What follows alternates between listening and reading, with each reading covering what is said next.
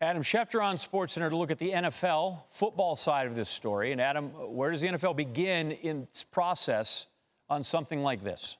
Well, John, it is beginning its process right now because the NFL did not know about this. It was unaware of this particular situation until tonight. And so this is unfolding in front of the NFL's eyes, just as it is unfolding in front of the eyes of everybody else. The NFL will have to gather as much information as it can, as quickly as it can, and try to make a decision. Now, tonight, the NFL has not rendered any comment whatsoever on the Antonio Brown situation. But when you speak to people around football, they have wondered whether the NFL and Commissioner Roger Goodell could go ahead and place Antonio Brown on the commissioner exempt list, which would give everybody time to sort out some of the details of this case, to figure out what did and didn't happen, and then to make a more educated decision with the benefit of time. Again, another person said the commissioner exempt list at this point in time, it's premature to say that, but I think there are other people who think that could come into play here.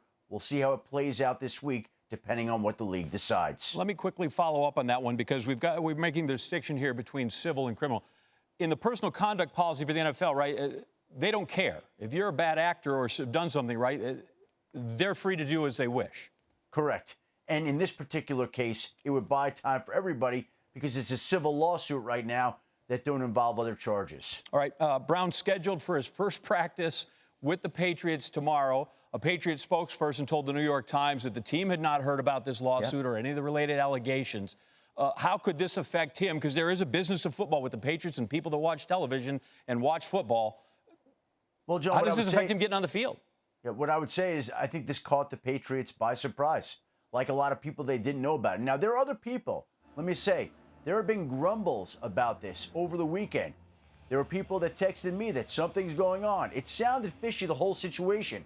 You don't know that it's going to wind up in a lawsuit the way that it did today.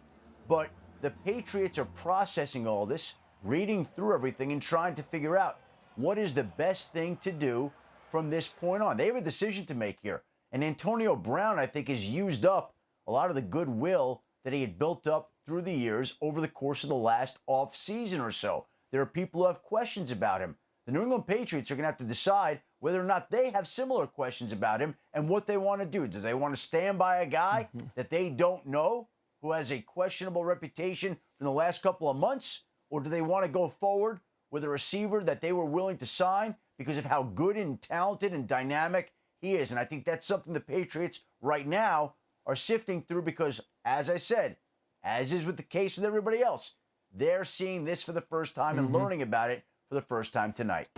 ESPN legal analyst Ryan Smith joins us now. And to reiterate here, Antonio Brown is facing a civil lawsuit alleging a sexual assault. As of right now, no criminal charges have been issued. So with that being said, Ryan, what is the legal process for a lawsuit such as this one? Well, it's interesting. I'm glad you mentioned that because it's not as if we're talking about a prison situation or anything like that. This is simply a claim that Antonio Brown sexually assaulted this woman and that she is asking for money damages.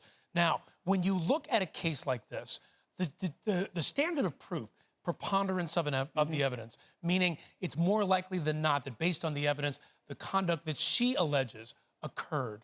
Much lower standard. So if this ends up in a civil court and this actually goes to proceeding, it just moves forward, then you've got sort of he's saying one thing, she's saying something else, and a jury has to decide basically who they think is telling the truth here. If you read through the lawsuit, some of the allegations are very disturbing, quite honestly, at times, and that would cause someone, a layman maybe who doesn't have the legal background that you have, Ryan, to ask this question. If the allegations are that serious, why would someone, not to speak for this particular accuser, why would someone file a civil lawsuit prior to anything from a criminal standpoint involving the police? Part of it is because they can. You, in this country, just because you have something criminal has happened to you, just because you don't go to the police, and we don't know for sure if she did. It just appears at this moment that that did not happen, or maybe she did, or there's no police report, at least at this point, certainly helps us. But as a lawyer, that's what I look at too. I say, okay, has there been a criminal complaint filed? And then the civil suit possibly comes after. But in some cases, people do file that civil suit first because they say, no matter what happens with authorities or anything like that, I believe that I have been damaged in some way. I believe that I have been wronged, and I deserve to be compensated for it. And what ends up being very interesting in this is when you start looking at the details of the lawsuit, she talks about the different conduct that happened, but she also mentions at one point that she confided in someone who worked for him. It's going to be very interesting to see how this proceeds, because if it actually does go to a civil trial, you have discovery, you have things like that, and those people will be talked to, and that information will shed a lot of light on what really happened in this situation. And again, Darren Hartner, the attorney for Antonio Brown, says they plan to maybe also pursue a civil suit against her in the opposite of what she's doing to them, because they believe this is all about a money grab. Ryan Smith, always good perspective, man. Appreciate it. Sure thing. All right. Thank you for watching ESPN on YouTube. For more sports, highlights, and analysis, be sure to download the ESPN app. And for live streaming sports and premium content, subscribe to ESPN+.